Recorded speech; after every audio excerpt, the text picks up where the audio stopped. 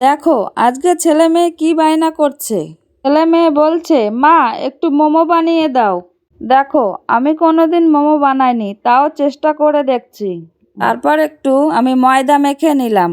Sauce তৈরি করার জন্যে আমি কয়েকটা টমেটো, রসুন আর শুকনো লঙ্কা সেদ্ধ বসিয়ে দিলাম। টমেটোটা সেদ্ধ হয়ে গেছে। তারপর টমেটোটা মিক্সচারে পিষে নিলাম। তারপর একটু তেল দিয়ে রসুন ফোড়ন দিয়ে একটু নেড়ে চেড়ে টমেটোটা ঢেলে দিলাম। এদিক থেকে মেয়ে এসে বলছে, মা হয়েছে? আমি বললাম, দাঁড়া টমেটো সসটা করে নিই। বলছে, মা ডিমের পুরটা করা হয়ে গেছে? আমি বললাম, না সসটা নামিয়ে তারপরে করব। দেখো এদিকে আমার সসও তৈরি করা হয়ে গেছে। তারপর এদিকে আমি ডিমের পুর তৈরি করার জন্যে কড়াইটাও বসিয়ে নিলাম। তারপর আমি তেল দিয়ে পেঁয়াজ রসুন দিয়ে ভাজতে লাগলাম।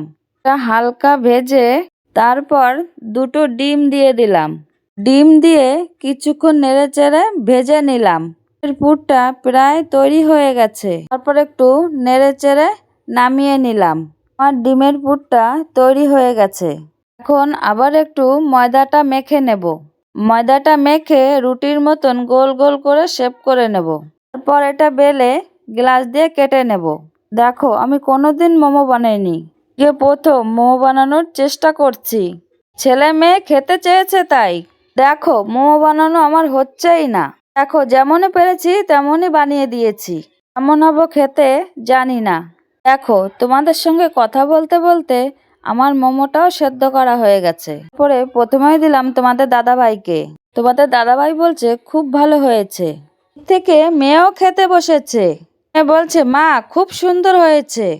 ভিডিওতে দেখা